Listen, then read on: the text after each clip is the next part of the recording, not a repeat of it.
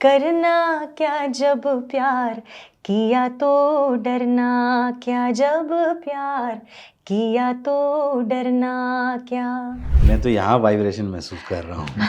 मेरे ख्याल से किसी भी आर्टिस्ट का, किसी भी एक्टर के लिए ये ड्रीम रोल होगा कि मुगले आजम जैसे प्रोडक्शन में अनारकली अनारकली का जैसा रोल character। मिलना। हाँ, परफॉर्मेंसेस एक्टिंग तो है ही, लेकिन कथक है, इसमें डांस डांस सीक्वेंसेस भी बहुत करना सारे है, हैं, गाना भी लाइव गाना है। है, क्योंकि काफी मुगले जगह आजम की कहानी तो देखिए, हमको बहुत पता ही ज्यादा है। तो आप छेड़ नहीं सकते उस चीज को, क्योंकि वो एक तो लोगों को एक एक चीज याद है उसके बारे में। डायलॉग्स, पॉजेस, सब कुछ याद है। मुगले आजम जैसा प्ले और जैसे फिरोज अब्बास खान ने उसको बनाया भी है, I think this is probably the most spectacular Indian play that has happened in last 20-25 years. So and now you are playing the lead role in this. So if I may ask you the general question, like how did you feel about it when it started? Of course बहुत great feeling है। मेरे ख्याल से किसी भी artist का, किसी भी एक्टर के लिए ये ड्रीम रोल होगा कि मुगले आजम जैसे प्रोडक्शन में अनारकली का जैसा रोल character। मिलना। हाँ, और मेरे लिए वो खास तौर पे बहुत और खास हो गया बिकॉज एक्टिंग में मेरी एंट्री इसी किरदार के साथ हुई है। मतलब इसके पहले मैंने वैसे भी आजकल ट्रेंड है एक्टिंग कि लोग थिएटर पहले करेंगे और नहीं, उसके ऐसे बाद कुछ सोचा नहीं था because acting was never my forte. Primarily मैं एक सिंगर हूँ, परफॉर्मर हूँ, और स्टेज पे हमेशा से एक गायिका के रूप में आई हूँ, और वो एक मेरा कंफर्ट जोन रहा है। लेकिन ऑफ कोर्स एक कीड़ा जो एक्टिंग का होता है, थोड़ा बहुत सबके अंदर होता है बचपन से, मेरे भी अंदर था, और इस तरह से उसका रिजल्ट मुझे मिलेगा ये कभी सोचा नहीं था। बट कभी कभी आपने खुद ही कह दिया कि सिंगिंग इसके लिए सबसे मतलब Yeah. ये मेरे ख्याल से इस वक्त दुनिया में जितने भी बड़े प्लेज हो रहे हैं, हाँ, उसमें से इस तरह का म्यूजिकल जहां लीड एक्टर्स खुद गा रहे हैं, ये बहुत रेयरिटी है। बहुत रेयर है, it's one of its kind. मतलब मेरे ख्याल से तो अभी वेस्टर्न कुछ सालों में म्यूजिकल्स तो में मेरे ऐसा ख्याल से नहीं पहली होता। बार ही इंडिया में हमने लिया है। ब्रॉडवे में भी हर प्ले में ऐसा लीड एक्टर नहीं करते, कई जगह वोकल्स दे रहे हैं करेक्ट, उनको। कई जगह पे +1 मतलब ऑलरेडी रिकॉर्डेड है and they are performing. Right, लेकिन right. यहाँ पे कैसा है कि हर चीज लाइव हो रही है। मतलब परफॉर्मेंसेस, एक्टिंग तो है ही, लेकिन कथक है, इसमें डांस सीक्वेंसेस भी बहुत करना सारे है, हैं, गाना भी गाना लाइव गाना है। है। तो हर तरह से ये ऑडियंसेस के लिए ट्रीट है, और हमारे लिए भी वो एक चैलेंज और एक मजा है करने तो का। अगर मैं आपसे कहूँ कि एक उसका इंट्रो लाइन अगर आप जी, हमारे दर्शकों के लिए सुना सकें। जरूर। ये प्ले का जो मोस्ट आइकॉनिक सॉन्ग है, उसकी कुछ चंद लाइनें मैं गाना चाहूंगी। छुप ना सकेगा इश्क हमारा, चारों तरफ है उनका नजारा। पर्दा नहीं जब कोई खुदा से, पर्दा नहीं जब कोई खुदा से, बंदों से पर्दा करना क्या, जब प्यार किया तो डरना क्या, जब प्यार किया तो डरना क्या। प्यार किया कोई चोरी नहीं की, छुप छुप आहे भरना क्या, जब प्यार किया तो डरना क्या। मैं तो यहाँ वाइब्रेशन महसूस कर रहा हूँ। Thank you. जब इस तरह का प्ले प्रोड्यूस करना होता है तो इतने बड़े स्केल पर उसके लिए क्या तैयारी करनी पड़ती है? क्योंकि इसका कोई फॉर्मल कोर्स तो कहीं होता नहीं है। तो क्या पहली चीज़, क्योंकि स्केल काफ़ी बड़ा है और लास्ट टाइम मैंने जब देखा भी था ये, तो ये ऐसा लग रहा था जैसे एकदम फॉरेन प्रोडक्शन जैसा। तो क्या तैयारी करनी पड़ती है इसके लिए? सो यू आर करेक्ट कि इसका कोई दूसरा का बेंचमार्क नहीं है। कोई बेंचमार्क नहीं है। बेंचमार्क नहीं है। So you start without, when you start with the benchmark, आपको खुद को बेंचमार्क क्रिएट करने पड़ते हैं। जैसे फॉर एग्जांपल बहुत बड़ा कास्टिंग क्रू है, तो उनका मैनेजमेंट कैसे करना है? कुछ कितने लोग होंगे? Total 125 casting crew. 135 casting crew, या। सो अब उसमें क्या है, एक तो उनका management, you know, whole logistics and everything, that is one part of it. Second thing क्या है कि जो टेक्नीशियंस हैं, अब टेक्निकल एक्सपर्ट जो हैं, लाइक लाइट के हैं, प्रोजेक्शंस के हैं, वो भी नंबर भी ब्रॉडवे नहीं होंगे। वो ब्रॉडवे के हैं, तो design the show and all that, तो क्योंकि लुक एंड फील इंटरनेशनल चाहिए था। तो और जो एग्जीक्यूटिव साइड पे एग्जीक्यूट करते हैं वो इंडियंस हैं अगेन, तो उनका जो तालमेल बैठाना वो एक बहुत बड़ा चैलेंज होता है, because they work in a different kind of environment.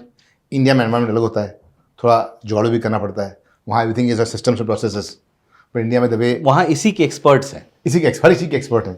India में एक्सपर्टीज डेवलप करनी है, तो एक बार उन लोगों को तालमेल बैठाना वो बहुत बड़ी बात है. Then the production setup, the whole like the technical setup जिसको बोलते हैं, sound, light and all that, it has to be perfect. I mean to a very different level. क्योंकि अगर आप शो का प्रोडक्शन लेवल कॉस्ट्यूम उठा देंगे, choreograph अच्छी कर देंगे और साउंड बराबर नहीं करेंगे, और लाइव में एक चीज गलत हुई तुरंत दिखती है. दिखती है वो. सो वो पूरा जो परफेक्शन करना, उसका प्रोसेस रन करना, वो एक बहुत बड़ा चैलेंज होता है कि इतने बड़ा स्केल भी बड़ा हो और परफेक्शन भी हो, दोनों के साथ में जो कोऑर्डिनेट करना, and that is a big challenge. जब आप अलग अलग शो के लिए क्योंकि आपको बैक टू बैक कई बार करना पड़ेगा, जी. उसमें क्या चैलेंजेस आते हैं? जैसे अगर एक सॉन्ग का of course you will have to preserve your voice, you will have to take care of lot of other things, but उससे भी ज़्यादा स्टेज रेडी होना हर शो के लिए, हाँ. ये कितना डिफिकल्ट होता है?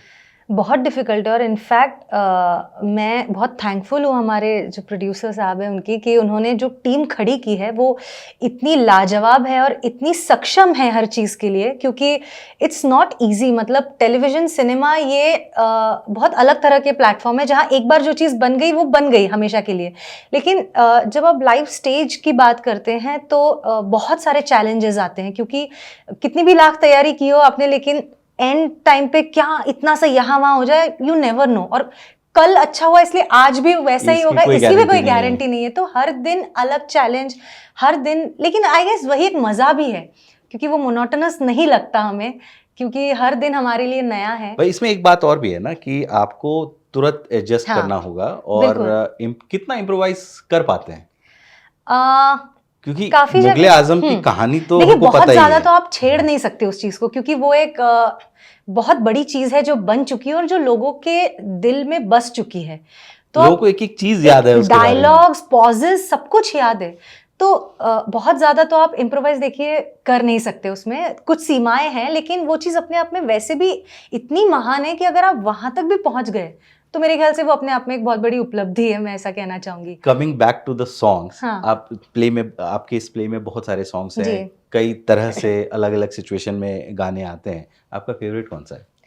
ऑफ कोर्स जो भी मैंने गाया, प्यार किया तो डरना क्या, is one of my favourites, क्योंकि लोगों का भी शायद यही एक बहुत फेवरेट है. ये तो खैर लेकिन सबका हाँ, पसंदीदा है. बिल्कुल. लेकिन वैसे देखा जाए तो सारे ही गाने एक से बढ़कर एक है मुगले आजम में, बिकॉज हर इमोशन पे एक गाना है इस फिल्म में, देखा जाए तो. किसी और इमोशन का एक गाना हो जाए. बिल्कुल जरूर. सैड सॉन्ग एक गाना चाहूंगी इसी फिल्म का. बेकस पे करम कीजिए सरकार मदीना, बेकस पे करम कीजिए सरकार मदीना, गर्दिश में है तकदीर, भंवर में है सफीना, गर्दिश में है तकदीर, भंवर में है सफीना, बेकस पे करम कीजिए सरकार मदीना, बेकस पे करम कीजिए. वाह, क्या बात है, क्या. जब इस तरह का कोई प्ले आप करते तो इसके लिए बहुत सारे रिसोर्सेज भी जोड़ने पड़ते हैं. कई बार आपको एज प्रोड्यूसर बहुत परेशानी भी होती होगी कि इस चीज़ के लिए फंडर्स, क्योंकि ये एक इस तरह की कला है, एक इस तरह का आर्ट है जिसको अभी भी बहुत ज़्यादा लोग नहीं समझ पाते हैं. तो एक तो किस स्केल का प्रोडक्शन है, काफ़ी पैसे लगते हैं, वो उन सब का जब आप इंतज़ाम करने निकलते हो तो क्या चैलेंजेस आते हैं? तो इस फिल्म के साथ एक बहुत फॉर्चुनेट चीज रही है. तो क्या सिर्फ साथ फिल्म बना रहे थे, he got a person who was not from film industry, a man who had achieved everything in life, and he wanted to dedicate something to art and culture. It was Shapoorji Palaji Mistry. So again, we have gotten the same person here. So he funded the full film as a dedication to art and culture. That was one. जब film बनी थी उस समय वो black and white film थी, थोड़े portions colour में थे. So after 44 years of film release, I suggested to Shapoorji Palaji, to his grandson now. पूरा कलर कि करने इसको कलर करते हैं। तो उन्हें कहा let's support the wish of the original maker और फिल्म को कलर करते हैं। कमाए ना कमाए अलग बात है, लेकिन आर्ट वर्क कंप्लीट होना चाहिए। वो किया, और एक अच्छी चीज़ क्रिएट क्रिएट हो गई। और उसके बाद जब मैंने कहा कि फिल्म को स्टेज पर लाना चाहिए, तो भी लॉस मेकिंग था एक्चुअली उस समय। तो मैंने कहा ये भी है एक और करने का, और ये भी करेंगे हम। सर एक इस फिल्म की एक तकदीर ये थी कि उनको एक ही फैमिली से लगातार फाइनेंस मिलता रहा, और वो सोर्स मुकम्मल हुआ हमेशा। और आर्ट का पेट्रोनेज तो होना ही चाहिए। ऐसे बड़े नहीं करेंगे तो कौन करेंगे? कौन करेगा? दूसरी बात, दैट ऑल्सो रिमाइंड्स मी कि शायद ये आखिरी सीजन है दिल्ली में। हाँ, दिल्ली में आखिरी सीजन है। ऐसा क्यों? दिल्ली वालों से ऐसी क्या तकलीफ हो गई कि आखिरी सीजन है? दिल्ली वालों से कोई तकलीफ नहीं है, ये 9th ईयर है मुगल आजम का। और अब क्या है कि हमें बाकी कंट्रीज परफॉर्म करना है, क्योंकि क्या है कि व्हेन वी गो अब्रॉड ना, व्हाट्स हैपनिंग कि ये हमने शो तो एक dedication of art and culture किया था, दैट वाज ओरिजिनल कॉन्सेप्ट। और बॉम्बे में करने वाले थे, क्योंकि थिएटर का जो है ऑडियंस मेनली बॉम्बे में ही है। पर जैसे जैसे लोगों से, दर्शकों से प्रेम मिलता है कि हमने अहमदाबाद में किया, दिल्ली में किया, हमने दुबई में किया, सब जगह किया।